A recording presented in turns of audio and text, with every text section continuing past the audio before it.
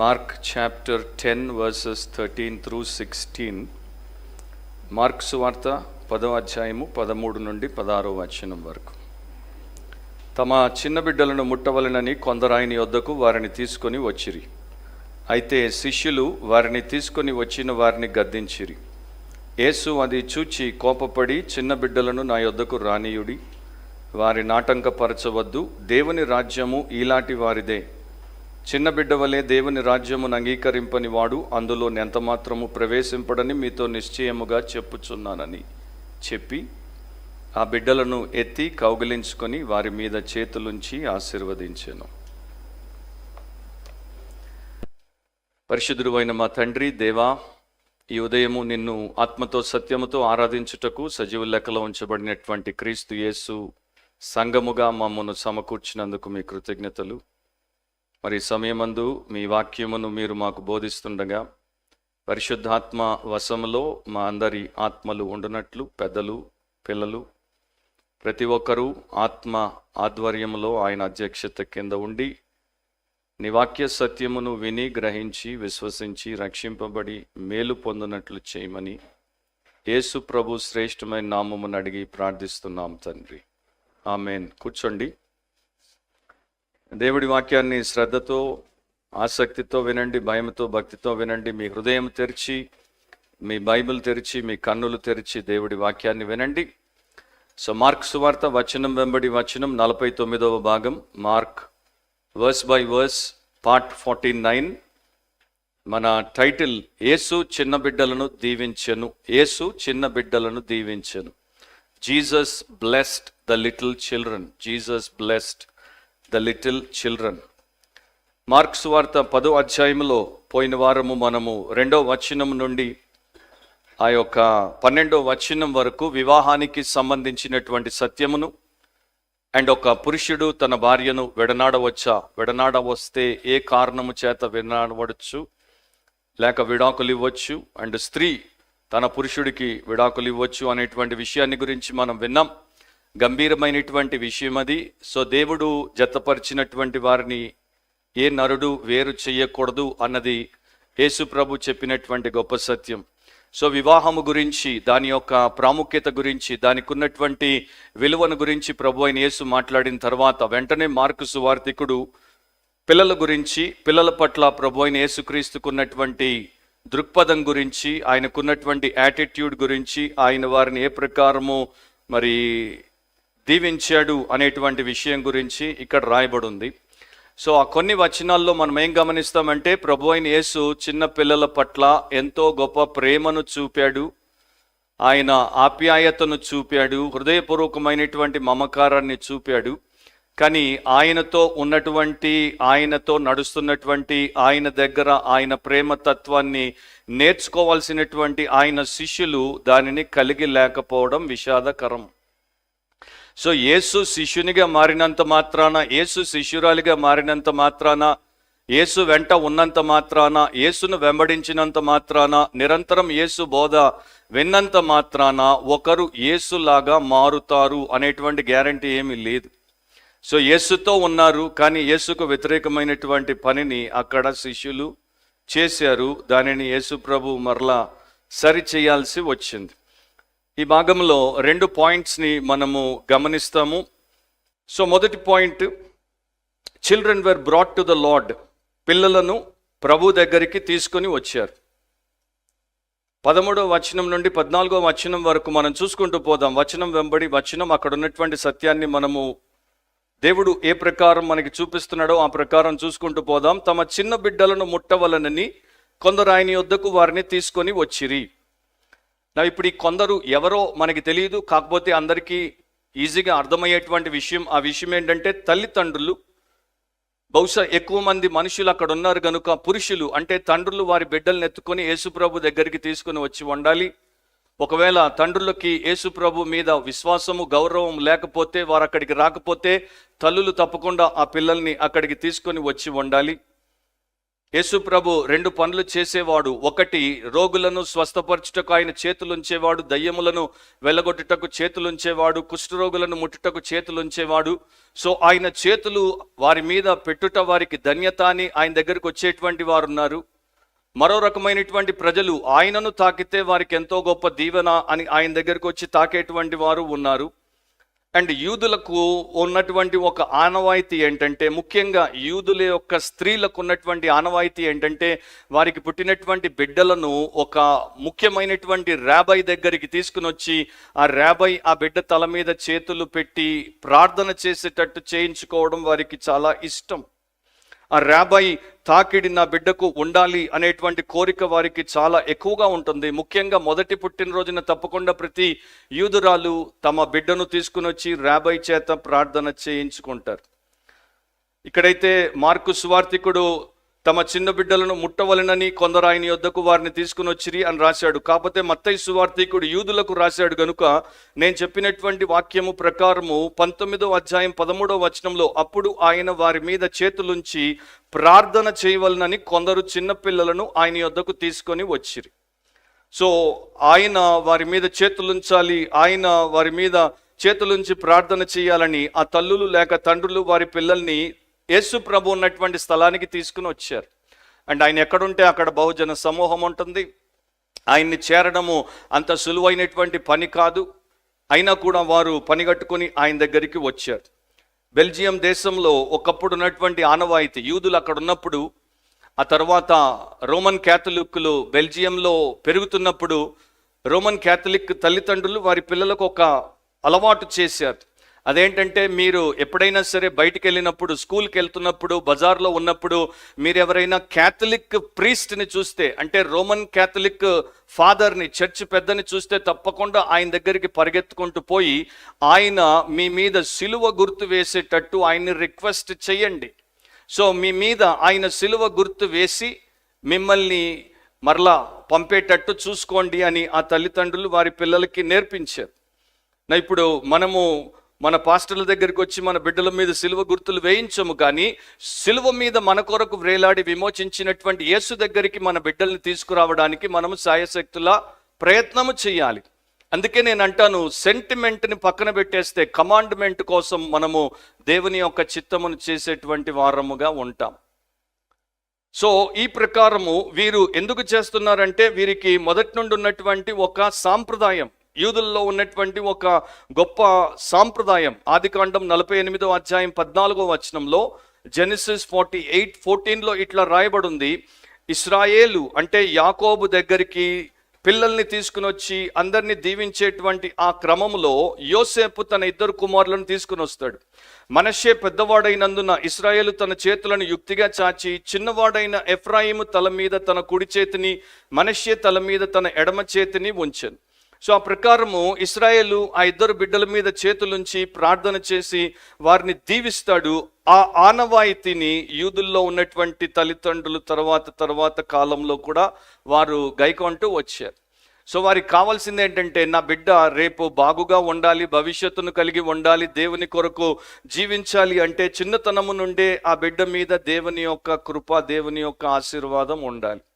George McDonald అనేటువంటి ఒక దైవ సేవకుడు అనేవాడు, ఎవడైనా సరే తన చుట్టూ పిల్లల్ని కలిగి ఉండకపోతే, తన ఇంటి గడప దగ్గర పిల్లలు ఆడుకోకపోతే వాడు ఒక క్రైస్తవుడు అంటే నేను సందేహిస్తాను. ఎందుకంటే క్రీస్తు ఎట్లా పిల్లల్ని ఇష్టపడ్డాడో, క్రీస్తు ఎట్లా పిల్లల్ని ప్రేమించాడో, క్రీస్తు ఎట్లా తన దగ్గరికి వచ్చినటువంటి పిల్లల్ని కాదకుండా ఎత్తుకొని వారి మీద చేతులుంచి హృదయానికి దగ్గరగా పెట్టుకొని దీవించాడో, ఆ ప్రకారం ప్రతి క్రైస్తవుడు క్రైస్తవురాలు ఉండాలి. సో ఇక్కడ ఈ పిల్లల గురించి చిన్న బిడ్డలు అని తెలుగు బైబిల్లో ఉంది, లిటిల్ చిల్డ్రన్ అని ఇంగ్లీష్ బైబిల్స్లో ఉంటుంది. అయితే వాడబడినటువంటి పదము వారి వయస్సును ఎట్లా సూచిస్తుందంటే, ఒక పసికందు నుండి 12 ఏళ్ల బిడ్డ వరకు. యాయిరు కుమార్తె 12 సంవత్సరాలు, అక్కడ అదే పదం వాడబడింది.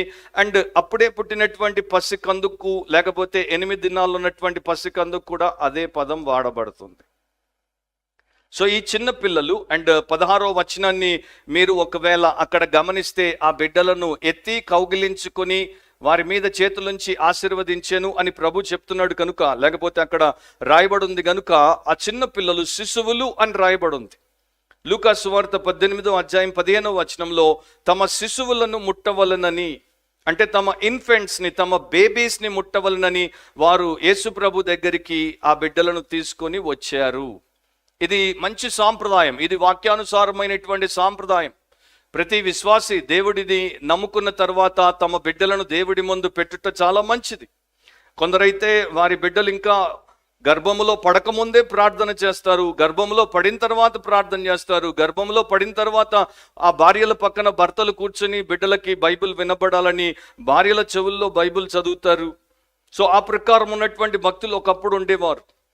ఒకసారి ఒక మిషనరీ స్త్రీ ఈస్ట్కి, అంటే మన ఆసియా ఖండానికి వచ్చింది. ఆసియా ఖండంలో ఆమె మరి దేవుని కొరకు సువార్థీకరణ అనేటువంటి సేవ చేస్తున్నప్పుడు అక్కడ ఉన్నటువంటి స్థానికురాలు ఒక ఆవిడ మరి ఒక చిన్న పసికందును, అంటే మురికితో బట్టలు లేకుండా ఉన్నటువంటి అమ్మాయిని ఎత్తుకొని వచ్చి ఆ మిషనరీ ముందు పెట్టి ఆ మిషనరీకి చెప్తోంది, అమ్మగారు మరి ఈ బిడ్డను మా దేశము అలవాటు ప్రకారం లేకపోతే ఆచారం ప్రకారము ఈ బిడ్డ తండ్రి ఆ యొక్క మురికి గుంటలో పాడేశాడు. ఎందుకంటే ఇక్కడ అబ్బాయిలు పుడితే ప్రేమిస్తారు, ఉంచుకుంటారు, అమ్మాయిలు పుడితే బయట మురికి నాలాల్లో పారేస్తారు. సో ఈ బిడ్డ బ్రతుకు నాశనం అయిపోకుండా ఈ బిడ్డను నేను మీ దగ్గరికి ఎందుకు తెచ్చానంటే, మీ దేవుడు ఇట్లాంటి చిన్న పిల్లల్ని ప్రేమించి అంగీకరించినట్టు ఇంకే దేవుడు అంగీకరించాడు, కనుక ఈ బిడ్డను తీసుకొని ఈ బిడ్డకి మీరు మీ దేవుడి సన్నిధిలో భవిష్యత్తునివ్వండి. సో ఆ బిడ్డ ఏమి బాగాలేదు, వికారంగా ఉంది, నల్లగా ఉంది, వస్త్రాలు లేకుండా ఉంది, అండ్ మురికిలో పడి ఆ మట్టి అంతా అంటుకొని ఉంది. కానీ ఆ మిషనరీ ఆ బిడ్డను తీసుకొని తన దేవుడి కొరకు పెంచడం మొదలుపెట్టింది. సో అట్లా ఎంతోమంది యేసు ప్రభు దగ్గరికి తమ పిల్లల్ని తీసుకుని వచ్చారు. అయితే 13వ వచనంలో 2వ భాగంలో మనం గమనిస్తే, అయితే శిష్యులు వారిని తీసుకుని వచ్చిన వారిని గద్దించిరి. సో అక్కడ 12 మంది శిష్యులు ఉన్నారు. అండ్ ఈ శిష్యులు వారు ఏం చేశారంటే, ఈ పిల్లల్ని తీసుకుని వచ్చినటువంటి వారిని, ముఖ్యంగా తల్లిని లేక తండ్రిని లేకపోతే ఇద్దరు తల్లిదండ్రులు వారు తీసుకుని వచ్చినప్పుడు వారిని గద్దించారు. ఎందుకు గద్దించారు? ఎందుకు రెబ్యూక్ చేశారు? ఆ పాటికి ప్రభు అయిన యేసు విస్తృతమైనటువంటి ప్రయాణాలు చేశాడు, విస్తృతంగా పరిచర్య చేశాడు, బాగా అలసిపోయి ఉంటాడు. అలాంటి ఆయన విశ్రాంతి తీసుకుంటూ ఉండొచ్చు, లోపల గదిలో ఆయన పడుకొని ఉండొచ్చు. అందుకని ఆయనను డిస్టర్బ్ చేయడము, ఆయన విశ్రాంతి నుండి ఆయన్ని లేపడము వారికి ఇష్టము లేకుండా పని చేసుంటారా? లేకపోతే కేవలం పెద్దలకు మాత్రమే యేసుప్రభు అవసరము, పెద్దలు అవసరాలతో ఎక్కడెక్కడ నుండో వస్తున్నారు కనుక వారిని యేసు కలుస్తాడు? లేకపోతే ఆయన యొక్క వ్యతిరేకులు, విరోధులు, ఆయన్ని విమర్శించేటువంటి మతపరమైన నాయకులు వచ్చే ప్రశ్నలకు యేసు జవాబులు ఇస్తాడు? అంతేగాని యేసు దగ్గరికి పిల్లల్ని తీసుకుని వస్తే అట్లా, పిల్లలకి యేసుతో ఏం పని అండ్ యేసుకు పిల్లలతో ఏం పని అని అనుకుని ఉంటారా? లేకపోతే చిన్న పిల్లలు ఏంటి, అప్పుడే వీరికి దేవుడి గురించి అవసరం ఏంటి, వీరి యొక్క వయసు ఎంత, వీరికి వివేకం లేదు, వీరికి దేవుడు ఏం అర్థమవుతాడు, వీరికి ఆత్మీయ సంగతులు ఏం అర్థమవుతాయి, వీరికి ఈ వయసులో ఆటపాట ఉండాలి, బొమ్మ ఉండాలి అండ్ బువ్వ ఉండాలి, అంతేగాని వీరికి దేవుడు ఎందుకు అనేటువంటి ఉద్దేశంతో వారు అనుకొని ఉండి ఉంటారా? లేకపోతే అక్కడ ఉన్నటువంటి ఇంకొక కారణం ఏంటంటే, ఆ సమాజంలో చిన్న పిల్లలకి విలువ లేదు, చిన్న పిల్లల్ని ఒక వస్తువులాగా ట్రీట్ చేస్తారు. ఆ సమాజంలో ఒక స్త్రీకి విలువ లేదు, ఒక చిన్న బిడ్డకు విలువ లేదు, కేవలం పురుషుల ఆధిపత్యం ఉన్నటువంటి సమాజం గనుక, ఈ 12 మంది పురుషులు గనుక ఈ విలువలేనటువంటి చిన్నవారికి యేసు సమయం ఇవ్వాలా అనేటువంటి ఉద్దేశంతో వారిని రానివ్వకుండా తెచ్చిన వారిని గద్దించారు. 9వ అధ్యాయం మీరు గమనించే ఉంటారు, నేను మరలా పోయి అదంతా ఇప్పుడు చెప్పాల్సిన అవసరం లేదు. 9వ అధ్యాయంలోనే యేసు ప్రభు వారికి చాలా స్పష్టంగా చెప్పాడు, ఎవరిని మీరు ఆటంకపరచవద్దు, ఎవరిని మీరు హిండర్ చేయవద్దు. సో ఇక్కడ సత్యాన్ని గమనించండి, దేవుడి దగ్గరికి వచ్చేటువంటి వారిని మనం ఎట్టి పరిస్థితుల్లో ఆటంకపరచకూడదు. సో ఒకడు నీ నామమున దయ్యం వెలగొడుతున్నాడు, మేము వానిని ఆటంకపరిచితిమి ఎందుకంటే వాడు మన పక్షమున లేడు అని యోహాను యేసు ప్రభుకి 9వ అధ్యాయం 38వ వచనంలో చెప్పినప్పుడు అది ఆయన తప్పు అన్నాడు. మార్కు సువార్త 9వ అధ్యాయం 36, 37 వచనాల్లోనే మీరు గమనిస్తే యేసు ప్రభు ఒక డెమాన్స్ట్రేషన్ చేశాడు. ఒక చిన్న బిడ్డను తీసుకొని వారి మధ్యను నిలువబెట్టి వానిని ఎత్తి కౌగలించుకొని, ఇట్టి చిన్న బిడ్డలలో ఒకరిని నా పేరట చేర్చుకొనువాడు నన్ను చేర్చుకొనును, నన్ను చేర్చుకొనువాడు నన్ను గాక నన్ను పంపిన వానిని చేర్చుకొనునని వారితో చెప్పాను. జస్ట్ కొన్ని దినాలు కూడా గడవలేదు, అది చేసి చూపించాడు. చెప్పడమే కాదు, చేసి చూపించాడు. ఈ బిడ్డను చేర్చుకుంటే నన్ను చేర్చుకున్నట్టు, నన్ను పంపిన వాడిని చేర్చుకున్నట్టు అని చేసి చూపించిన తర్వాత కూడా కొన్ని రోజులు గడవక ముందే ఆ పిల్లల్ని తీసుకుని వచ్చినటువంటి వారిని వీరు గద్దిస్తున్నారు. సో నేను అందుకే అంటాను, యేసుతో ఉన్నంత మాత్రాన, యేసు బైబిల్ పట్టుకొని తిరిగినంత మాత్రాన, యేసు సంఘానికి వచ్చి యేసు బోధ విన్నంత మాత్రాన వింటున్నాం continuously, week after week we listen and don't do anything. వింటాం, మనల్ని మనం మోసపుచ్చుకుంటాం, విన్నదాన్ని నేర్చుకోం. ఎప్పుడు నేర్చుకున్నామని ఒకరిని మనం అనొచ్చు. ఎప్పుడైతే విన్నదాన్ని వెంటనే అదే నిమిషం నుండి అమలు చేస్తారో అలాంటి వారు విన్నదాన్ని నేర్చుకున్నారు. క్రైస్తవ లోకంలో ఈరోజు ఎంతో మంది క్రైస్తవులు వింటున్నారు, కానీ తర్వాత ఆ విన్నదాన్ని ఏమి చేస్తున్నారు అనే విషయంలో విఫలమైపోతున్నారు అని భయభక్తులు కలిగినటువంటి ప్రతి సేవకుడు ఒప్పుకుంటాడు.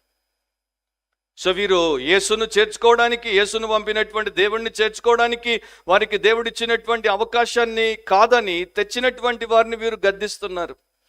అండ్ అక్కడ ఒక తీవ్రమైనటువంటి హెచ్చరిక 42వ వచనంలో యేసుప్రభు చెప్పాడు, నా యందు విశ్వాసముంచు ఈ చిన్నవారిలో ఒకని అభ్యంతరపరచు వాడెవడో వాడు మెడకు పెద్ద తిరుగటి రాయి కట్టబడి సముద్రములో పడవేయబడుట వానికి మేలు. అంత పెద్ద వార్నింగ్ స్వయంగా యేసు ఇచ్చినా కూడా ఆ 12 మందికి అది చెవికి ఎక్కలేదు అంటే ఇక మనిషి ఏ స్థాయి మనిషో మీరు ఆలోచించుకోవచ్చు. ఎందుకంటే వీరిలో గర్వం ఉంది, వీరిలో అహం ఉంది, వీరిలో ఆత్మీయ స్పృహ లేదు. అంటే వీరు ఆత్మీయంగా సున్నితత్వము కలిగినటువంటి వారు కారు. అండ్ వీరు నేర్చుకునేటువంటి విషయంలో చాలా మందగించినటువంటి వారు. అండ్ వీరికి దాంతోపాటు దేవుని వాక్యపు బోధ కన్నా వారి యొక్క సమాజంలో ఉన్నటువంటి ఒక ఆచారాన్ని తెలియకుండానే పాటించేటువంటి వారు. యూదా మతంలో వారికి ఉన్నటువంటి ఒక ఆచారము, రాబైలు వారికి నేర్పినటువంటి విధానం ఏంటంటే, బాలుడికి 12 ఏళ్ళు నిండి 13వ సంవత్సరం వస్తే అప్పుడు వాడిని మీరు సునగాగుకి తీసుకొని రండి, సమాజ మందిరానికి తీసుకొని రండి. ఇక అప్పుడు మొట్టమొదటిసారి సమాజ మందిరంలో వానికి బార్ మిట్సువా అంటే వాడిని ఇక ఆజ్ఞల పుత్రుడిగా మేము ఎంపిక చేసి వాడికి అట్లాంటి అవకాశం ఇస్తాము. మొదటిసారి 13వ సంవత్సరానికి వచ్చినప్పుడు లేకపోతే 13 ఏళ్ళు పడినప్పుడు వాడు సమాజ మందిరంలో తోరా అంటే మొదటి 5 గ్రంథాలు ధర్మశాస్త్రాన్ని చదువుతాడు. ఇక అప్పటి నుండి వాడు నేరుగా దేవుడికి బాధ్యుడు. వాడు దేవుడికి తన జీవితం గురించి, దేవుని వాక్యము గురించి లెక్క చెప్పేవాడిగా ఉంటాడు. సో అబ్బాయికి 12 దాటి 13 వచ్చినప్పుడు, అమ్మాయికి 12 పడినప్పుడు వారు ఆ ప్రకారం వారిని ఏజ్ ఆఫ్ రెస్పాన్సిబిలిటీ అంటే ఇక వీరు బాధ్యులు, లేకపోతే ఏజ్ ఆఫ్ అకౌంటబిలిటీ, ఇక వీరు దేవుడికి వారి జీవితం గురించి లెక్క చెప్పుకునే స్థితిలోనికి వచ్చారు అనేటువంటి ఆనవాయితీ పెట్టారు కనుక వీరు అట్లా అనుకొని ఉండొచ్చు. శిశువులు ఇంకా వీళ్ళకి అంత వయసు రాలేదు కనుక ఇప్పుడే వీరికి దేవుడు ఎందుకు అని. 2000 సంవత్సరాల తర్వాత ఈ బైబిల్ ఇన్ని భాషల్లోకి అనువదించబడి ఇంతమంది చేత బోధింపబడిన తర్వాత కూడా ప్రపంచవ్యాప్తంగా మెజారిటీ ఆఫ్ క్రైస్తవ తల్లిదండ్రులకు మా పిల్లలకి దేవుడు ఇప్పుడే అవసరం లేదు, మా పిల్లలు మరి ఒక వయసుకు వచ్చిన తర్వాత వారు చేయాల్సినటువంటి భూ సంబంధమైనటువంటి విషయాలన్నీ చేసి సాధించిన తర్వాత అప్పుడు వారికి దేవుడు అవసరం అనేటువంటి తల్లిదండ్రులే ఉంటే, ఆ పిల్లల మీద వారే శాపాలుగా ఉంటే ఇక ఆ పిల్లలకు దేవుడి దగ్గరికి వచ్చేటువంటి అవకాశాన్ని కల్పించేవారు ఎవరు? రాబైల మధ్యలో ఒక వివాదం ఉండేది. రాబై గమలియల్ అనేటువంటి ఆయన అనేవాడు, ఇశ్రాయేలు దేశంలో భక్తిహీనులకు పుట్టినటువంటి పిల్లలు ఎవరు కూడా రాబోయే యుగాన్ని చూడరు. ఇశ్రాయేలీయులే కానీ భక్తిహీనులుగా ఉన్నటువంటి తల్లిదండ్రులకు పుట్టిన పిల్లలు ఎవరు కూడా రాబోయే యుగాన్ని చూడరు, అంటే వారు పరలోకానికి రారు అని ఆయన చెప్పేవాడు. రాబై జాషువా అనేవాడు అట్లా కాదు, వారు ఇశ్రాయేలీయులు అయినందుకు వారికి పుట్టినటువంటి బిడ్డలు తల్లిదండ్రులు ఎట్లా ఉన్నా పర్వాలేదు కానీ వారు వస్తారు అని. ఇంకొంతమంది రాబైలు అనేవారు ఇశ్రాయేలీయులు కానటువంటి వారు, మరి వారు ఎక్కడున్నా కూడా వారి పిల్లలు ఎన్నటికీ తిరిగి పునరుత్థాన పరచబడరు అండ్ వారికి తీర్పు ఉండదు, వారు భవిష్యత్తులోనికి రానే రారు. తర్వాత కాలంలో రాబైలందరూ మరలా ఒక ఆలోచన చేసి ఒక అభిప్రాయానికి వచ్చారు. అదేంటంటే ప్రతి బిడ్డ చావు కన్నా ముందు దేవుడిని ఎదుర్కోవాలి, అప్పుడే రాబోయేటువంటి యుగంలో ఆ బిడ్డకి స్థానం ఉంటుంది. ఇప్పుడు వారి మధ్యలో ఉన్నటువంటి వివాదం ప్రశ్న ఏంటంటే, మరి ఒక బిడ్డ ఎప్పుడు దేవుడిని తెలుసుకోవాలి? ఒక ఆయన అన్నాడు పుట్టగానే దేవుణ్ణి తెలుసుకోవాలి. రెండవ ఆయన అన్నాడు మాట రావడంతోనే దేవుణ్ణి తెలుసుకోవాలి. మూడవ ఆయన అన్నాడు వాడిని సున్నగాగుకి తీసుకొని రండి, సున్నగాగులో వాడు బోధ విని ఆమేనని స్వంతగా అన్నప్పుడు వాడు దేవుణ్ణి తెలుసుకోవాలి. నాలుగో ఆయన అన్నాడు వాడికి సున్నతి చేయించినప్పటి నుండి వాడు దేవుణ్ణి తెలుసుకోవాలి. సో ఈ ప్రకారం కూడా వారి మధ్యలో ఒక అభిప్రాయ భేదం ఉండేది. కానీ చివరిలో ఒక పెద్ద రాబాయ్ ఎల్ అజార్ అనేటువంటి రాబాయ్ అన్నాడు, మీరు ఎప్పుడో సంగతి మాట్లాడుతున్నారు. నన్ను అడిగితే గర్భములో పిండం పొడి, ఆ తర్వాత గర్భస్రావము ద్వారా మిస్క్యారేజ్ ద్వారా అబార్షన్ అయిపోయినా కూడా ఆ బిడ్డకు దేవుడు తెలిసి ఉండాలి. అట్లాంటి బిడ్డలు కూడా రేపు రాబోయేటువంటి యుగంలో దేవుడి ముందు నిలబడతారు. అంటే జీవం పోసుకున్నటువంటి ప్రతిదీ పిండమైన బిడ్డ అయినా దేవుడికి ఒక రోజున లెక్క చెప్పాలి. కనుక మన బిడ్డల పట్ల మనం బాధ్యత కలిగి ఉండాలి అని పెద్ద రాబాయ్ చివరిలో చెప్పాడు. అండ్ దాని గురించి వారు మిద్రాషిక్ రీడింగ్లో యెషయా 49:6 వాడతారు. సో ఈ అపోస్తలు ఈ 12 మంది దేవుని సేవకులుగా ఎంచబడినటువంటి వారు దేవుడి దగ్గరికి ఆయన యొక్క దీవెన కొరకు, ఆయన యొక్క ప్రార్థన కొరకు పిల్లల్ని తమ తల్లిదండ్రులు తీసుకుని వచ్చినప్పుడు వీరు ఎందుకు వారిని గద్దించి వారిని దూరం పెడుతున్నారు? ఎందుకంటే ఆ బిడ్డల యొక్క అవసరం ఏంటో వీరు గుర్తించలేదు. ఒకవేళ ఎవరైనా నా బిడ్డకు దయ్యం పట్టింది అని తీసుకుని వచ్చి ఉంటే వెంటనే పేతురు, యోహాను, యాకోబు, అంద్రేయలు యేసు దగ్గరికి తీసుకెళ్లి నిద్రలేపి మరీ దయ్యం వెళ్ళగొట్టమని చెప్పేవారు. ఒకవేళ నా బిడ్డకు రోగం వచ్చింది, ప్రార్థన కావాలంటే వెంటనే ఆ బిడ్డను తీసుకుని వచ్చి యేసు ముందు పెట్టేసి ప్రార్థన చేయించి రోగం పోయేటట్టు చేసేవారు. కానీ నా బిడ్డ ఆత్మకు దేవుడి రక్షణ కావాలి, నా బిడ్డ జీవితానికి దేవుడి పరిశుద్ధత కావాలి, నా బిడ్డకు దేవుడు ఎవరో తెలియాలి, నా బిడ్డ మొదటి నుండే దేవుడికి లోబడి బ్రతకాలి అనేటువంటి ఉద్దేశంతో తల్లిదండ్రులు వస్తే అదే శిష్యులు వారిని గద్దించి వెళ్ళగొడుతున్నారు. పెన్నీ వైజ్ పౌండ్ ఫులిష్ అంటారు. భౌతికంగా ఉన్నటువంటి అక్కర్లకు దేవుడు కావాలి, కానీ వాడిని మొదట ఆత్మగా చేసి తర్వాత వాడిని ఒక దేహంలో పెట్టి దేహాన్ని తీసేసి ఆత్మను వెనక్కి తీసుకునేటువంటి దేవుడితో వాడికి సంబంధం లేకపోయినా పర్వాలేదు. సో 2000 సంవత్సరాలు గడిచిపోయిన తర్వాత మనిషి యొక్క ఆలోచన ఏమీ పెద్దగా మారలేదు. ఆ రోజు శిష్యులకు ఉన్నటువంటి ఆలోచన ఈ రోజు కూడా చాలా మంది శిష్యులకు ఉంది. సో మార్కు సువార్తలో డిసైపుల్షిప్, శిష్యరికంకి సంబంధించి శిష్యులు వివాహాన్ని ఎట్లా పెట్టుకుంటారు, శిష్యులు తమ పిల్లల్ని ఎట్లా పెంచుకుంటారు, శిష్యులు దేవుడితో అన్ని విషయాల్లో ఎట్లా వ్యవహరిస్తారు అనేది ఇక్కడ మనకి చూపించబడుతోంది. సో ఈ తెచ్చినటువంటి పిల్లలందరూ కూడా చిన్నగా, చక్కగా, ముద్దుగా, మిలమిల మెరిసిపోయేటువంటి కళ్ళతో, ఎర్ర బుగ్గలతో, చాలా మస్తుగా, అంటే కొవ్వు పట్టి ఉంటారు. అందుకని 12 మంది అంటున్నారు వీటిలో దయ్యం పట్టలేదు, వీడికి రోగం రాలేదు, వీడెవడు బలహీనంగా లేడు, వీడెవరు నీరసంగా లేడు, వీళ్ళకెందుకు కేసు? అరే వారు మర్చిపోయింది ఏంటంటే వీరిలో ప్రతి ఒక పెద్ద ఆయన అన్నాడు, ఈ మధ్య ప్రభు సన్నిధికి వెళ్ళిపోయాడు, there is a viper in that diaper అని. ఆ యొక్క డైపర్ వేసుకున్నటువంటిది ప్రతిది కూడా ఒక వైపర్, అంటే ఒక నల్లతాచు లాంటిది. అట్లాంటి పాపముతో లోపల బీజం వేసుకున్నటువంటి హృదయమును కలిగినటువంటి బిడ్డకు అన్నిటికన్నా ముఖ్యం దేవుడు. నీ బాల్య దినములు ఎందే నీ సృష్టికర్తను స్మరణకు తెచ్చుకొనుము అని దేవుడు వాక్యంలో ఎందుకు రాయించాడు? సో తల్లిదండ్రులు అండ్ దేవుని యొక్క ప్రజలు, సంఘాల్లో ఉన్నటువంటి దేవుని సేవకులు, శిష్యులు దీన్ని గుర్తించాలి. అన్నిటికన్నా ఎక్కువగా ఒక బిడ్డకు పుట్టగానే వాడికి దేవుడు అవసరం. ముస్లింలు ఎందుకు బిడ్డ పుట్టగానే చెవులో వచ్చి ఖురాన్ మంత్రాన్ని చదువుతారు? ఎందుకంటే పేతురు 8వ అధ్యాయంలో చేసినటువంటి పొరపాటు ఇప్పుడు శిష్యులందరూ కలిసి చేస్తున్నారు. 8:33 వచనంలో యేసుప్రభు అంటాడు పేతురుతో, నీవు మనుషుల సంగతులను మనస్కరించుచున్నావు కానీ దేవుని సంగతులను మనస్కరింపకున్నావు. అంటే నీవు ఎంతసేపు మనిషిలాగా ఆలోచిస్తున్నావు, మనుషులు చేసేటువంటి ఆలోచనలే చేస్తున్నావు, నీవు దేవుడిలాగా ఆలోచించట్లేదు, నీవు దేవుడి విషయాలు మనస్కరించట్లేదు. సో ఒకరికి బిడ్డ పుట్టగానే ఆ తల్లి, ఆ తండ్రి యొక్క బాధ్యత ఏంటంటే ఈ బిడ్డను మేము ఎట్టి పరిస్థితుల్లో దేవుడికి పరిచయం చేయాలి, దేవుడు వీడి పాపాన్ని క్షమించాలి, దేవుడు వీడి ఆత్మను రక్షించాలి, వీడికి లోకంలో బ్రతుకు ఎట్లా ఉన్నా పర్వాలేదు, వీడు పరలోకంలో దేవుడితో నిత్య జీవానికి వారసత్వాన్ని సంపాదించుకోవాలి అనేటువంటి కాంక్ష కలిగి ఉండాలి. కానీ అట్లాంటి కాంక్ష కించెత్తు నాకు నా యొక్క 35 సంవత్సరాల్లో నేను చూసినటువంటి వేల మంది తల్లిదండ్రుల్లో నాకు కనపడలేదు. నాకెందుకంత రోషం, నాకెందుకంత ఆక్రోషం అంటే నేను ఏ దేవుడిని అయితే నమ్ముతానో ఆ దేవుడు నాకు తెలుసు కనుక ఆ దేవుడితో మనిషి ఎట్లా పడితే అట్లా వ్యవహరించకూడదు. ఈ రోజున అర్థం కాకపోయినా రేపు అర్థమయ్యేసరికి ఆలస్యం అయిపోతుంది.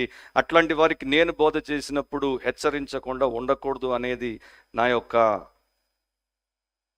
ధ్యేయం అంటారు, ఆలోచన అంటారు, ఉద్దేశం అంటారు, ఏదైనా అనుకోండి.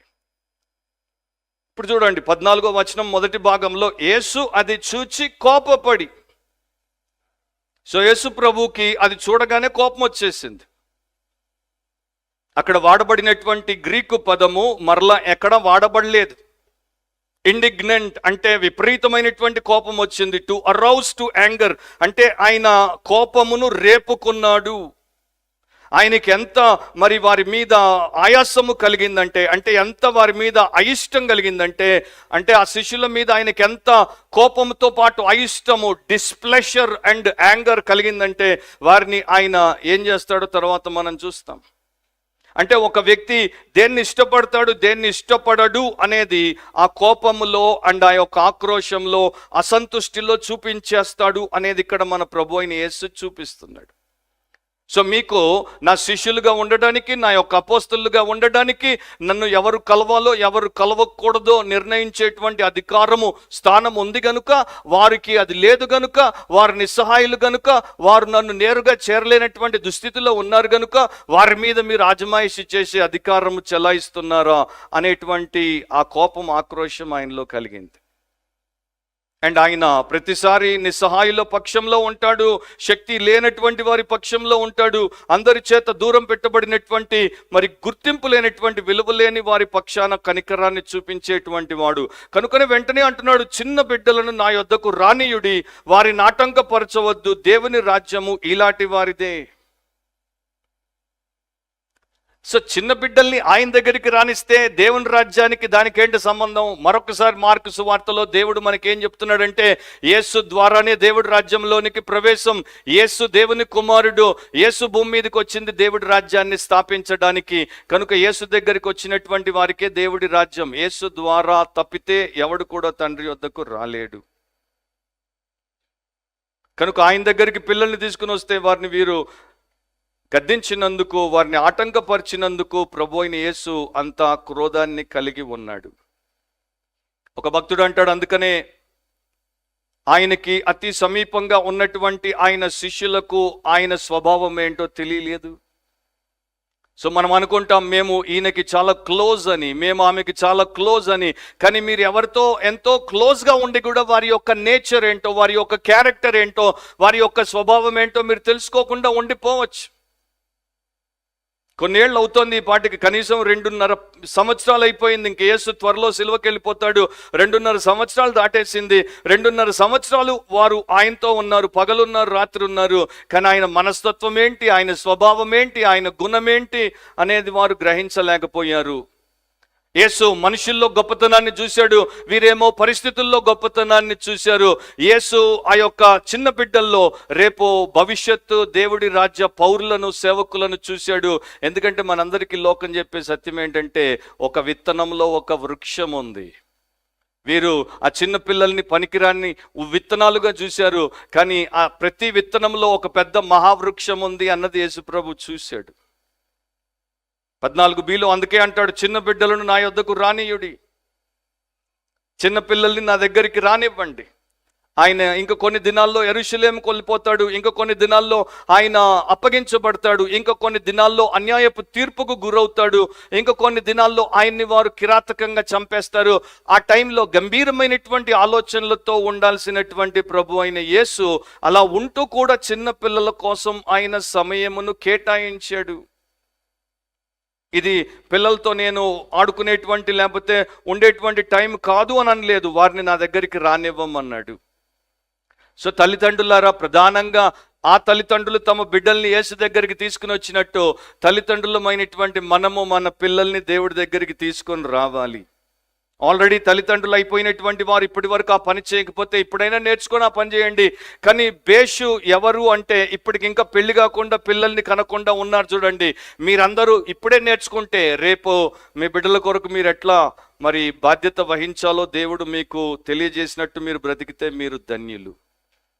ఎందుకు ప్రభు అయిన యేసు దగ్గరికి మన బిడ్డల్ని తీసుకొని రావాలి? ఎందుకంటే ఆయన వారి సృష్టికర్త, ఆయనే వారికి ఆలోచనకర్తగా ఉండాలి, ఆయనే వారిని నియంత్రించేటువంటి నాయకుడిగా ఉండాలి, ఆయనే మనకన్నా గొప్ప స్నేహితుడిగా వారికి ఉండాలి, ఆయనే వారి ప్రభుగా వారి దేవుడిగా ఉండాలి. ఎందుకంటే ఒక రోజున ఆయనే వారికి తీర్పు తీర్చేవాడిగా ఉంటాడు.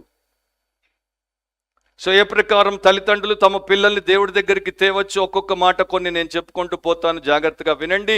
ప్రతిరోజు మీరు వ్యక్తిగతంగా ప్రార్థన చేసినప్పుడు మీకు ఒక్క బిడ్డ ఉన్నా, 2 బిడ్డలున్నా, 3 ఉన్నా, 4 ఉన్నా, ఎంతమంది ఉన్నా ప్రతిరోజు వారి కోసం మీరు ప్రార్థన చేయండి. సుసానా వెస్లీ 19 మంది ఉంటే 19 మంది కోసం ప్రతిరోజు ప్రార్థన చేసింది. ఆ రోజుల్లో ఎలక్ట్రిసిటీ లేదు, ఆ రోజుల్లో వాషింగ్ మెషిన్లు లేవు, ఆ రోజుల్లో కుక్కర్లు లేవు, ఆ రోజుల్లో మైక్రోవేవ్లు లేవు, ఆ రోజుల్లో గ్యాడ్జెట్లు లేవు. ఆమె సొంత చేతులతో 19 మందికి స్నానాలు, ఆమె సొంత చేతితో 19 మందికి భోజనాలు, ఆమె సొంత చేతితో 19 మంది బాటములు కడగడాలు, స్నానాలు చేయించడాలు, ఇంత చేసిన తర్వాత ప్రతిరోజు 19 మందికి ఆమె ప్రార్థన చేసేది. వారానికి ఒక్కొక్కరితో గంట సేపు దేవుడి గురించి మాట్లాడేందుకు సమయం కేటాయించేది. అంటే ఇన్ని పనులు పెట్టుకొని ఇంత చేస్తూ 19 అవర్స్ ఎవ్రీ వీక్ తన 19 చిల్డ్రన్కి గాడ్స్ ఇన్స్ట్రక్షన్ ఇచ్చేది. రోజు మీ పిల్లల్ని ఫ్యామిలీ ప్రేయర్లో కూర్చోబెట్టండి. ఒకసారి నేను ఒక పెద్ద పట్టణానికి వెళ్తే అక్కడ ఒక పెద్ద మరి సూపరింటెండింగ్ ఇంజనీర్ అనమాట, అంటే చాలా పెద్ద సంస్థకి చాలా పై స్థాయిలో ఉన్నటువంటి ఇంజనీర్, 2 బిడ్డలు, 2 వేరు ఊర్లకు వెళ్ళిపోయారు, చదువుతున్నారు. నేను అంటాను, మరి మీరు కుటుంబ ప్రార్థన ఎట్లా చేస్తున్నారంటే మేమిద్దరం చేసుకుంటాం అన్నాడు ఆయన భార్య వారి ఇంట్లో భోజనం చేస్తుంటే. నేను అన్నాను, ఇప్పుడు ఫోన్ ఉంది కదా, ఫోన్ ఉన్నప్పుడు మీ 2 పిల్లలు ఇంకా మీ అధికారం కిందే ఉన్నారు కదా, వేరు పట్టణాల్లో ఉన్నారు అంతే కదా, ఒక టైం పెట్టుకొని 4 ఫోన్ చేసుకొని వారిద్దరిని కూడా కలుపుకొని కుటుంబ ప్రార్థన ఎందుకు చేసుకోవద్దు అని నేను చెప్తే ఆయన కన్నా ఎన్నో రెట్లు తక్కువ చదువుకున్నటువంటి నేను చెప్తే అంత ఎక్కువ చదువుకున్నటువంటి ఆయన, అవును కదా నాకు ఈ ఐడియానే రాలేదు అంటున్నాడు.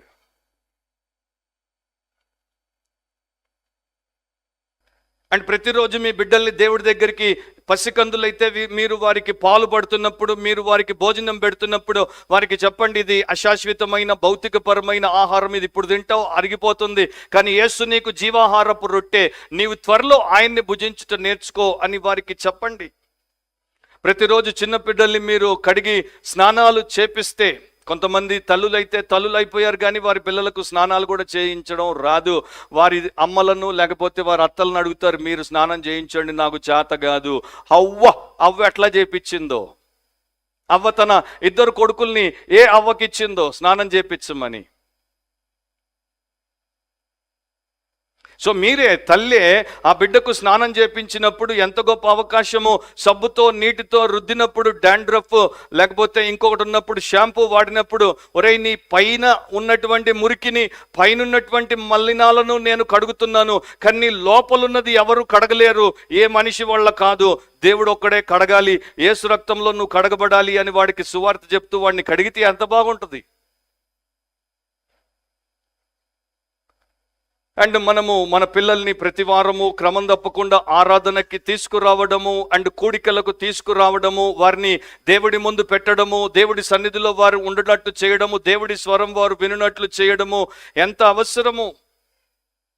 ఈ రోజున చాలా మంది తల్లిదండ్రులు వారి పిల్లల్ని వారు చర్చికి తీసుకొని రారు, మిడ్ వీక్ మీటింగ్స్కి తీసుకొని రారు, లేకపోతే బయట ఏదన్నా మీటింగ్స్ ఉంటే తీసుకొని రారు. నన్ను అడిగితే every time there is a meeting, the whole family should be present, కుటుంబం అంతా అక్కడ ఉండాలి. సో నాకు దేవుడు ఏంటి అనేది అర్థమైనప్పుడు జీవితంలో, వ్యవహారంలో, ఆలోచనలో, అన్నింటిలో మార్పు వచ్చేస్తాయి. ఈ పాయింటే నేను ఇంకొక డజన్ మీకు చెప్పగలను, కానీ నేను ఆ యొక్క ప్యాసేజ్ని ముగించలేను కనుక ఇక్కడ విడిచిపెట్టేస్తాను, అంత మీకు చాలా అనుకుంటాను. సో అన్ని రకాలుగా మన పిల్లల్ని మనము దేవుడి దగ్గరికి తేవాలి. ఎర్త్లీ కన్నా ఇటర్నల్గా వారు దీవించబడినట్లు వారిని మనం దేవుడి దగ్గరికి తేవాలి. మన బిడ్డల్ని మనంగా తయారు చేయాల్సింది మన దేవుడు తయారు చేయాలి.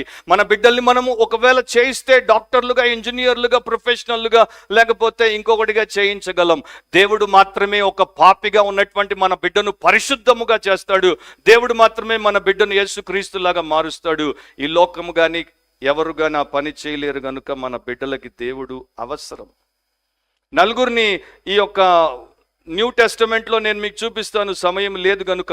యాయీరు తన కుమార్తె కోసం యేసుప్రభు దగ్గరకు వస్తే యేసుప్రభు యాయీరు కుమార్తెను తిరిగి లేపాడు. సురోఫెనికయ్య స్త్రీ తన కుమార్తె కోసం యేసుప్రభు దగ్గరికి వస్తే ఆయన దయ్యం వెళ్ళగొట్టాడు. ఒక అనామకుడైన తండ్రి తన బిడ్డను మూగ ఆత్మ పట్టినటువంటి వాడిని తీసుకుని వస్తే యేసుప్రభు దాన్ని తరిమి వాడిని బాగు చేశాడు. ఒక ప్రధాని కుమారుడు చచ్చిపోయేటువంటి స్థితిలో ఉంటే అతడు యేసు దగ్గరికి వస్తే యేసు వాడికి జీవం పోశాడు. సో ఇక్కడ ఆ తండ్రులు వచ్చారు, ముగ్గురు తండ్రులు వచ్చారు, ఒక తల్లి వచ్చింది. సో వారి పిల్లల కోసం దేవుడి దగ్గరికి వచ్చి వారు వేడుకున్నారు, విజ్ఞాపన చేశారు, యేసు సహాయము కోరుకున్నారు. వారికి తెలుసు Jesus is the children's friend, యేసు పిల్లల స్నేహితుడు అని. పిల్లలారా వినండి, మీకు మీ పేరెంట్స్ కన్నా ద బెస్ట్ ఫ్రెండ్ ఎవరంటే జీసస్. మీకు మీ తల్లిదండ్రులు ప్రేమించే దానికన్నా మిమ్మల్ని అత్యధికముగా ప్రాణం పెట్టేంతగా మిమ్మల్ని ప్రేమించిన వ్యక్తి, the lover of your soul ఎవరంటే జీసస్. నేను అందుకే అంటాను, నా ఫాదర్ కన్నా నా మదర్ కన్నా నాకు జీసస్ ఎక్కువ, ఎందుకంటే ఈ సత్యం నాకు తెలుసు కనుక. కానీ ఎంతోమంది తల్లిదండ్రులు నాతో కూడా అన్నారు, ఎన్నో కౌన్సిలింగ్ సెషన్స్లో, వేరే వేరే మరి మీటింగ్స్లో నేను ఉన్నప్పుడు వారితో మాట్లాడుతున్నప్పుడు వారు అంటారు, అప్పుడే మా బిడ్డకు దేవుడు ఎందుకండి, వాడికి ఏమీ తెలియదు కదా, వాడు ఇప్పుడే కదా విశ్వాసంలోనికి వస్తున్నాడు, ఇప్పుడే కదా వాడికి వివేకం వస్తుంది, వాడు చాలా చిన్నోడు కదా, అప్పుడే వాడికి బాప్తిస్మం ఎందుకు, వాడు బాప్తిస్మం తీసుకొని వాడు తర్వాత దేవుడికి వ్యతిరేకంగా అయిపోతే. అరే వాడికి నెక్స్ట్ నిమిషము జీవితం ఇచ్చేది దేవుడు. వాడు ఆవిరి వంటి వాడు, ఇప్పుడున్నాడు, తర్వాత మట్టుమాయమైపోతాడు కనబడకుండా. వాడిని కనబడేటట్టు వాడికి ఉనికిని ఇచ్చి వాడికి శ్వాసనిచ్చి పెట్టాల్సినటువంటి దేవుడు ఆయన నా దగ్గరికి రానియండి అంటే మీరెవరు ఆయన దగ్గరికి వారిని పోనివ్వకుండా ఆపు చేసేవారు? సో మా బిడ్డ చిన్నవాడు, మా బిడ్డకి ఇప్పుడు ఏమి తెలియదు, మా బిడ్డ అప్పుడే క్రైస్తవుడైతే నిలదొక్కుకోలేడు, మా బిడ్డకు మొదట మంచి విద్య, ఉద్యోగము, తర్వాత వాడి వివాహం వచ్చినప్పుడు వాడిని ఎట్లాగూ నీట ముంచి పెళ్లి చేస్తాం, తర్వాత నిండా మునుగుతాడు. పెళ్లి కన్నా ముందు బాప్తిస్మం ఇచ్చి పెళ్లి చేసిన వాళ్ళు ఎందుకు నిండా మునుగుతున్నారు? ఎందుకంటే దేవుడితో సంబంధం లేదు కనుక. సో అన్గాడ్లీ, వరల్డ్లీ పేరెంట్స్ ప్రపంచంలో ఎక్కువ. నీవు నిజంగా నీ బిడ్డను ప్రేమిస్తే యేసు దగ్గరికి నీ బిడ్డను ఫస్ట్ నీవు తీసుకుని వస్తావు. నీతో నీ బిడ్డ ఉండుట కన్నా యేసుతో నీ బిడ్డ ఉండుట ముఖ్యమని నీవు ఎంచుతావు. ఒక తల్లి పాస్టర్ దగ్గరికి వచ్చి అడుగుతోంది, పాస్టర్ గారు మా పాపకి నేను ఎప్పటి నుండి ఆత్మీయ బోధ శిక్షణ మొదలు పెట్టాలి? పాస్టర్ గారు అడిగాడు, ఎంత వయసు మీ పాపకి? 5 ఏళ్ళు. ఆయన అన్నాడు, 5 ఏళ్ళు లేట్ అయిపోయావమ్మా, ఎప్పటి నుండి నేర్పించాలి? మమ్మీ, డాడీ అనేవి ఎప్పటి నుండి నేర్పిస్తాం? A for apple, B for bat ఎప్పటి నుండి నేర్పిస్తాం? ఎంతమంది తల్లిదండ్రులు A for apple, B for bat, C for cat అన్నారు కానీ సి ఫర్ క్రైస్ట్ అన్నారా? అన్యులు ఎట్లాగూ అనలేరు, క్రైస్తవులు అనొచ్చు కదా.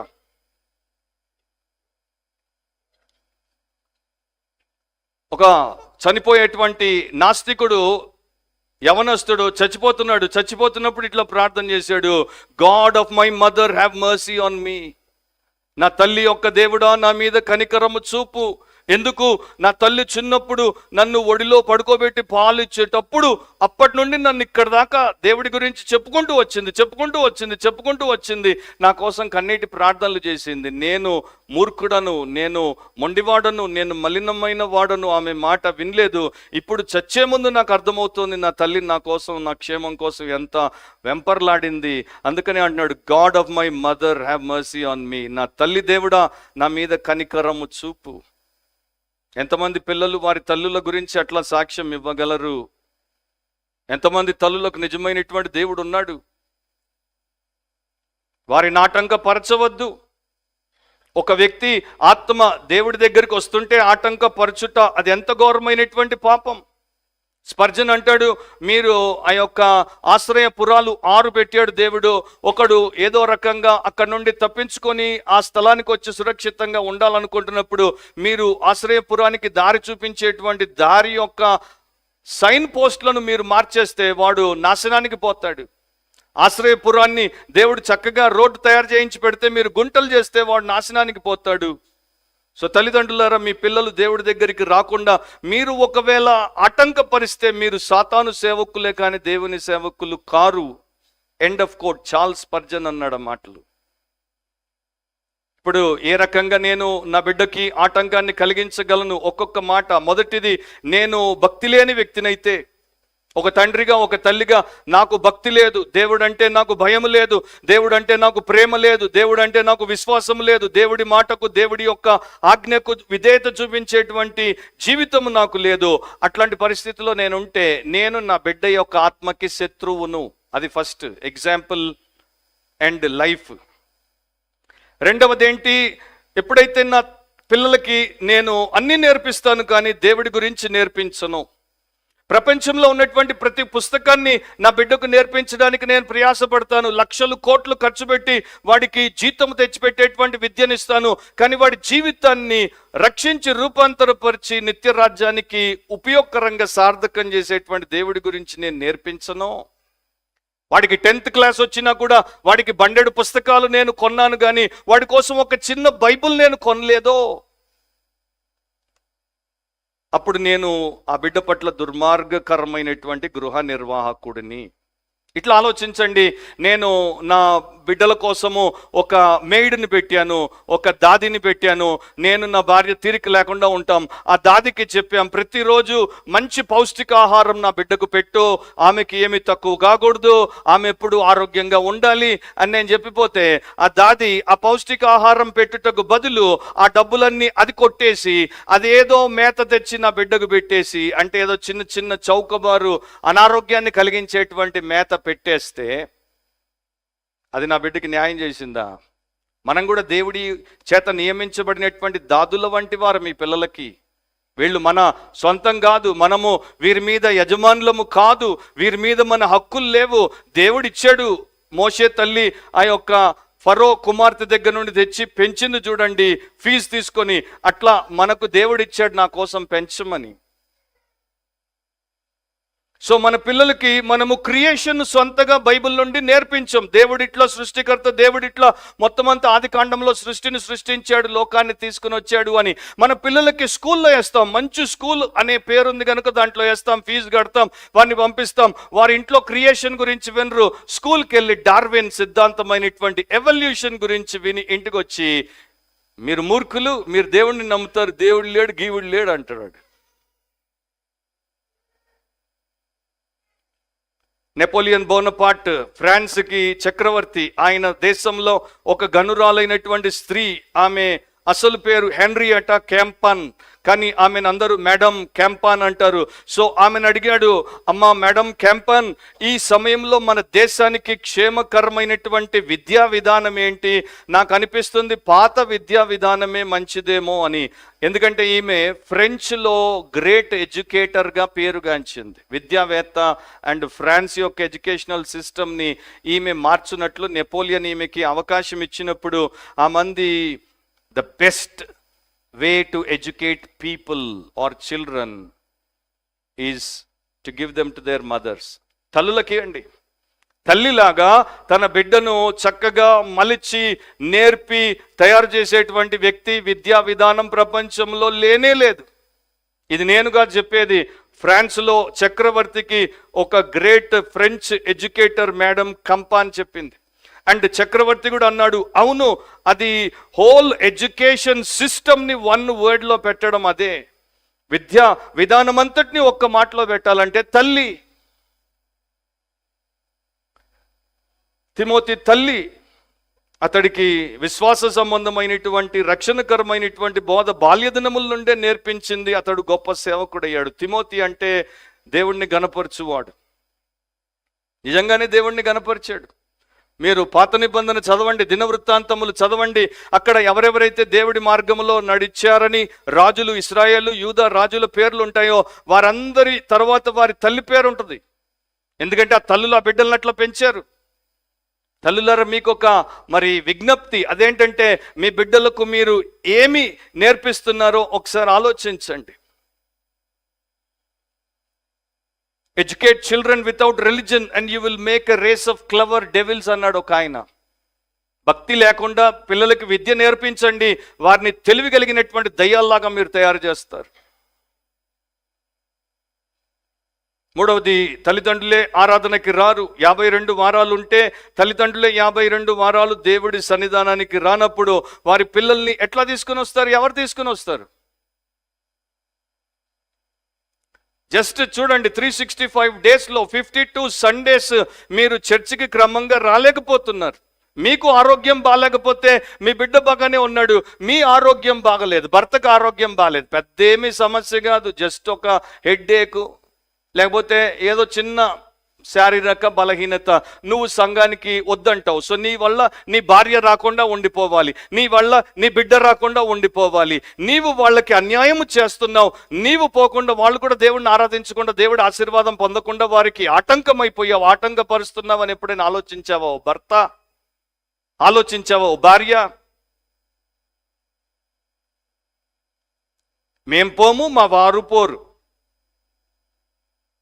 సో ఇర్రిలీజియస్గా, ఇర్రెగ్యులర్గా చర్చ్ అటెండెన్స్లో ఉన్నటువంటి వారు వారి పిల్లల్ని ఎక్కడ తీసుకుని వస్తారు? దాంతోపాటు ఈ మధ్య ఒక ఘోరమైనటువంటి విషయం ఏంటంటే, చాలామంది, మీరు గారు కానీ చాలామంది వారి పిల్లల్ని కొంతమంది యంగ్ పార్ట్నర్ ప్లాన్లో చేర్పిస్తారు. వీళ్ళకి దేవుడితో సంబంధం లేదు, పిల్లలకి దేవుడితో సంబంధం ఉండదు.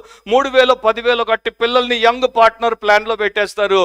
వాళ్ళు వీళ్ళ కోసం ప్రార్థన చేస్తే పిల్లలు పాస్ అయిపోతారు.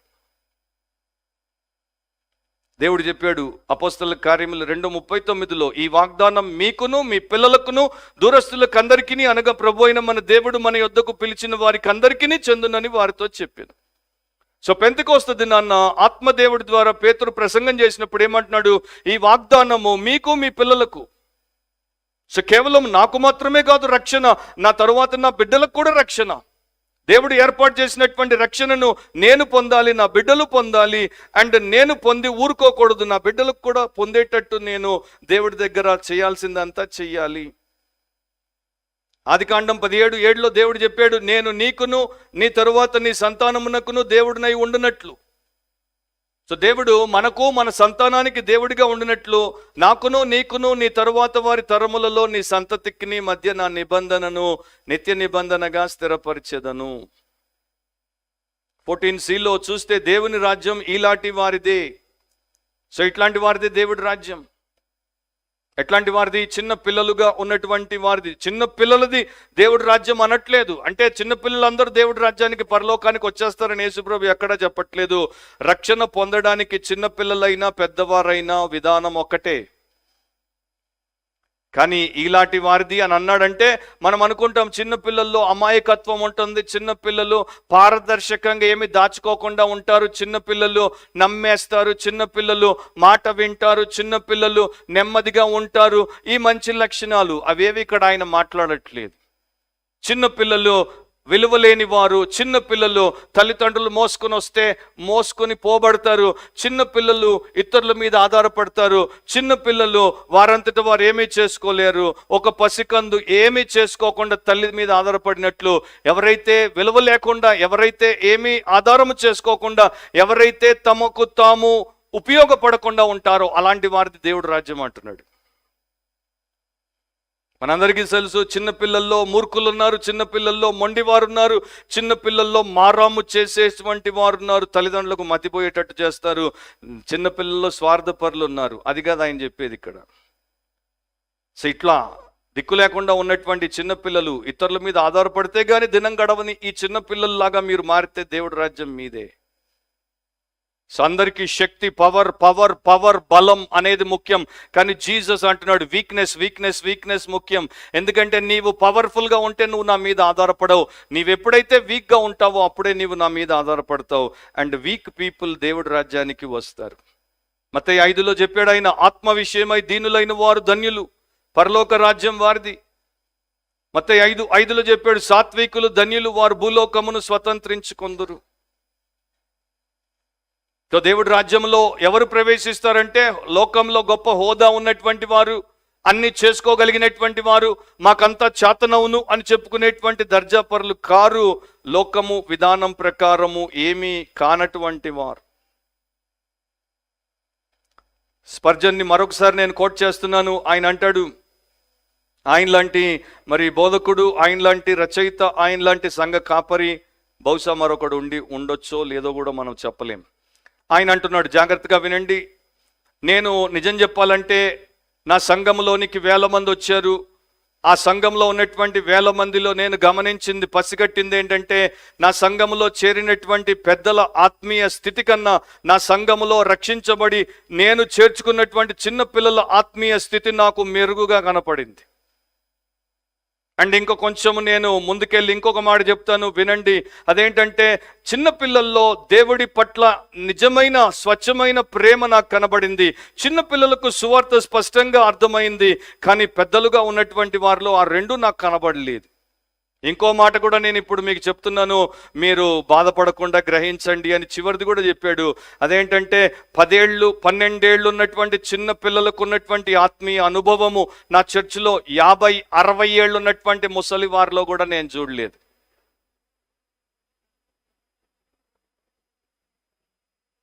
అందుకే మేము 12 ఏళ్ళు దాటగానే సండే స్కూల్ ఆపేస్తాం. అందుకే మేము చివరి వారము తప్పకుండా పిల్లలు కూడా చర్చిలోనే ఉండాలంటాం.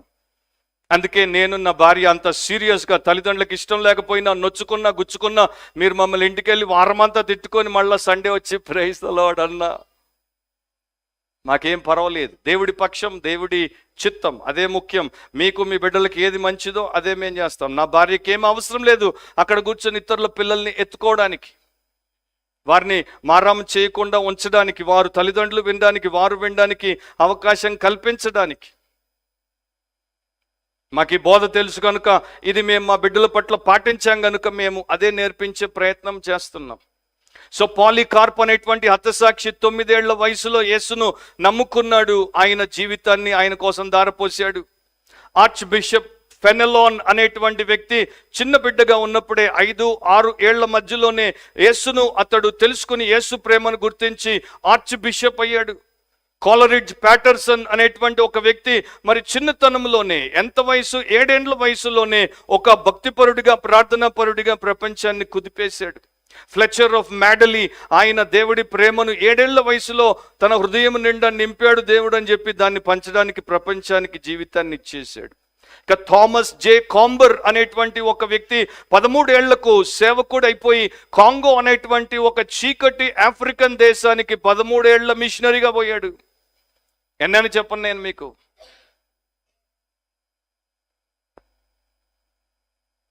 చిన్నపిల్లల్ని నా యొద్దకు రానివ్వకుండా వారిని ఆటంకపరచవద్దు. సెకండ్ పాయింట్ బ్రీఫ్గా, children were blessed by the lord. Children were blessed by the lord. పిల్లలను, చిన్న బిడ్డలను ప్రభు దీవించాడు. 15-16 వచనం, చిన్న బిడ్డ వలె దేవుని రాజ్యమును అంగీకరింపని వాడు అందులో ఎంత మాత్రము ప్రవేశింపడని మీతో నిశ్చయముగా చెప్పుచున్నాను అని చెప్పి. సో చిన్న బిడ్డలాగా ఇంతకుముందు మనం విన్నట్టు నిస్సహాయంగా, శక్తిహీనంగా, బలహీనంగా, వారంతట వారు సహాయము చేసుకోలేనటువంటి ఆ స్థితిలో ఉండి, చిన్న బిడ్డ స్వనీతిని ఆధారం చేసుకోలేడు. చిన్న బిడ్డ నేను ఈ మంచి కార్యం చేశానని చెప్పలేడు. చిన్న బిడ్డ దేని మీద కూడా ఆనుకొని దేవా నన్ను రక్షించు అని గర్వంతో అడగలేడు. చిన్న బిడ్డ ఏమి చేయలేడు గనుక వాడు రక్షించబడినట్టు. అట్లా చిన్న బిడ్డ వలె దేవుని రాజ్యమును అంగీకరింపని వాడు అందులోనే ఎంత మాత్రం ప్రవేశింపడని మీతో నిశ్చయముగా చెప్పుచున్నానని చెప్పి. సో నా ప్రియ సహోదరి సహోదరులారా, మనం అట్లా ప్రవేశించామా చిన్న బిడ్డల్లాగా దేవుడి రాజ్యంలోనికి? ఒక భక్తుడు అన్నాడు, దేవుడి రాజ్యంలోనికి ప్రవేశం చిన్న పిల్లల వలె అంటే కేవలం విశ్వాసమే. మనం నిస్సహాయులం, మనల్ని మనం రక్షించుకోలేం. కేవలం మనం ఆయన యొక్క కృప కనికరాల మీద ఆధారపడి క్షమించబడి రక్షించబడి ఆయన రాజ్యంలో ప్రవేశించాల్సిందే. End of quote. ఎఫెసీ 2:8-9 ఉంది, మీరు విశ్వాసము ద్వారా కృపచేతనే రక్షింపబడి ఉన్నారు. ఇది మీ వలన కలిగినది కాదు, దేవుని వరమే. ఇది క్రియల వలన కలిగినది కాదు గనుక ఎవడునూ అతిశయపడ వీలు లేదు. So faith, repentance and dependence on God, the only necessary thing for salvation. Jesus loves me, this I no అనేటువంటి పాట ప్రపంచమంతా పాడతారు. 1860లో యానా బి వార్నర్ అనేటువంటి ఒక క్రైస్తవ స్త్రీ తన అక్కయ్య సూసన్ వార్నర్తో కలిసి రాసింది. అక్క ఒక నవల రాసింది. ఆ నవలలో మరి ఇద్దరు పాత్రలు, మిస్టర్ లిండన్, జానీ ఫాక్స్ అనేటువంటి చిన్న బిడ్డ. వారిద్దరి మధ్య సంభాషణ జరుగుతున్నప్పుడు లిండన్ జానీ ఫాక్స్ని ఆదరిస్తాడు, చనిపోతున్నటువంటి చిన్న బిడ్డను ఆదరిస్తాడు. ఆ సమయంలో పలికినటువంటి కావ్యమే ఈ Jesus loves me, this I no. ఆ తర్వాత ఆ యొక్క నవల్లో నుండి దాన్ని బయటికి తీసి దానికి సంగీతాన్ని సమకూర్చి ప్రపంచమంతా కోట్ల మంది పాడుకునేటట్టు భక్తి గీతంగా మారిపోయింది. దాంట్లో సింపుల్గా ఎట్లా ఉంటుంది, Jesus loves me, this I know. పిల్లలారా వినండి, Jesus loves me, this I know. యేసు నన్ను ప్రేమిస్తున్నాడు, ఇది నాకు తెలుసు. For the Bible tells me so. Bible ఆ ప్రకారం నాకు చెప్తోంది. Little ones to him belong. చిన్న పిల్లలు అందరూ కూడా ఆయనకి సంబంధించిన వారు. They are weak but he is strong. వారు బలహీనులు కానీ ఆయన బలమైన వాడు. Jesus loves me, he who died. యేసు నన్ను ప్రేమిస్తున్నాడు, నా కొరకు చనిపోయాడు. Heaven's gate to open wide. పరలోకపు ద్వారాన్ని నా కొరకు విశాలముగా తెరవడానికి. He will wash away my sin. ఆయన నా పాపమును కడిగి వేస్తాడు. Let his little child come in. ఈ చిన్న బిడ్డను పరలోకములోనికి రానిస్తాడు. కాలము సంపూర్ణమై ఉన్నది, దేవుని రాజ్యము సమీపించి ఉన్నది. మారు మనసు పొంది సువార్తను నమ్ముడని చెప్పుచు 1:15 ప్రభు చెప్పాడు. సో ఆ ప్రకారమే అందరికీ రక్షణ. 16లో ఆ బిడ్డలను ఎత్తి కౌగిలించుకొని వారి మీద చేతులుంచి వారిని ఆశీర్వదించాను. సో చిన్న నీ బిడ్డ నీ కౌగిలిలో ఉన్నప్పుడు కన్నా నీ బిడ్డ దేవుడి కౌగిలిలోనికి వచ్చి ఆ చిన్నతనంలోనే ఆయన ఎత్తుకొని ఆయన వారి మీద చేతులుంచి ఆశీర్వదించే స్థితిలో నీ బిడ్డ ఉంటే ఎంత ధన్యత. ఆ బిడ్డ స్వయంగా అట్లా వచ్చేటువంటి స్థితిని అప్పుడు కలిగి లేడు, స్థితిని అప్పుడు కలిగి లేదు. ఆ స్థితి నీ చేతుల్లో దేవుడు పెట్టాడు కనుక మన బిడ్డల్ని తీసుకుని వచ్చి ఆయన చేతుల్లో పెట్టడం, ఆయన ఎత్తుకొని కౌగిలించుకొని తన హృదయానికి హత్తుకోవడం, ఆయన చేతులుంచి వారిని ఆశీర్వదించడం కన్నా లోకంలో మన బిడ్డలకి మనం చేసే మేలు ఇంకోటి లేదు. యెషయా 40:11లో అది మార్కు సువార్తికుడు బహుశా జ్ఞాపకం చేసుకుని ఉంటాడు. యేసుని చూసినప్పుడు ఆయనకి యూదుడు గనుక గుర్తు ఉండి ఉండొచ్చు. గొర్రెల కాపరి వలె ఆయన తన మందను మేపును, తన బాహువుతో గొర్రె పిల్లలను కూర్చి రొమ్మున ఆనించుకొని మోయును, పాలిచ్చు వాటిని ఆయన మెల్లగా నడిపించును. సో ఎంత గొప్ప ప్రభు మన ప్రభు అయిన యేసు. ఇద్దరు సిస్టర్స్, ఒక పాప 7, ఒక పాప 6. 6 ఏళ్ల పాప చచ్చిపోతుంది, చావు బతుకుల మధ్యలో ఉంది. సో అక్కయ్యకి చెప్పింది, 7 ఏళ్ల అక్కయ్యకి, నువ్వు పోయి బైబిల్ తీసుకుని వచ్చి నాకు మార్కు సువార్తలో 10వ అధ్యాయం 13 నుండి 16 వరకు ఉన్నటువంటి యేసు చిన్నపిల్లల మీద చేతులు పెట్టి దీవించాడు, ఆ భాగం చదువుతావంటే అక్క తీసుకుని వచ్చి చదివింది. చదివినప్పుడు 6 ఏళ్ల చిన్న పాప చెల్లి అంటుంది, ఎంత బాగున్నాయి మాటలు, నేను త్వరలో యేసు దగ్గరికి వెళ్ళిపోతున్నాను, ఇప్పుడు ఆయన నన్ను తన చేతులతో ఎత్తుకుంటాడు, ఆయన నన్ను కౌగిలించుకుంటాడు, నన్ను దీవిస్తాడు, నన్ను ఇప్పుడు ఏ శిష్యుడు ఆయన దగ్గరికి రాకుండా ఆటంకపరచడు, నన్ను ఏ శిష్యుడు ఆయన దగ్గరికి రాకుండా ఆటంకపరచడు, ఎవ్వరు నాకు ఆయనకి మధ్యలో రారు. సో చెల్లి అట్లా చెప్పినప్పుడు అక్క, 7 ఏళ్ళ అక్క చెల్లి నుదుటిని ముద్దు పెట్టుకొని అంటుంది, చెల్లి నువ్వు నన్ను ప్రేమిస్తున్నావా? అప్పుడు చెల్లి అంటుంది అక్క ముఖంలో చూసి, ప్రేమిస్తున్నాను, కానీ నువ్వు బాధపడొద్దు, నీకన్నా యేసుని నేను ఎక్కువ ప్రేమిస్తున్నాను. I love Jesus more. We should love Jesus more. Not any human being, not any human institution, not any human thing. మనం యేసుని ఎక్కువ ప్రేమించాలి. ఒంటరిగా ఆయన దగ్గర నుండి వచ్చాం, ఒంటరిగా ఆయన దగ్గరికి పోతాం. అందరూ మధ్యలో వస్తారు, అన్ని మధ్యలో వస్తాయి, అన్నీ వదిలిపోతాం. ప్రార్థన చేద్దాం.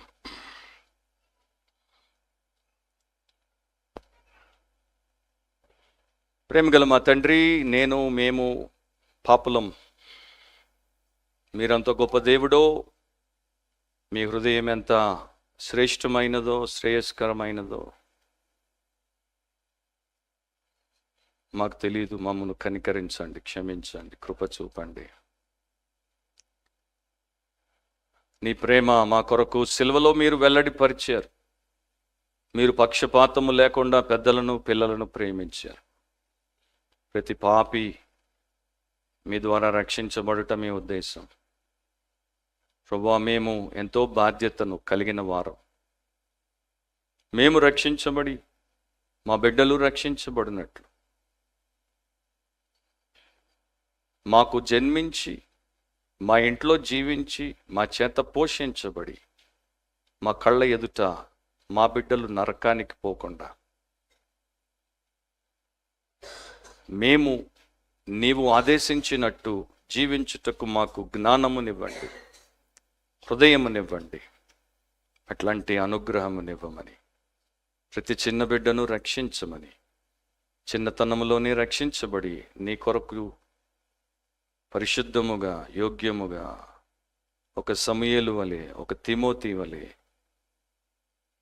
జీవించి నిన్ను మహిమపరచినట్లు చేయమని, తల్లిదండ్రులకు మాకందరికీ అట్లాంటి జ్ఞానము లక్షణమునివ్వమని యేసు పరిశుద్ధ నామమును అడిగి ప్రార్థిస్తున్నాం తండ్రి.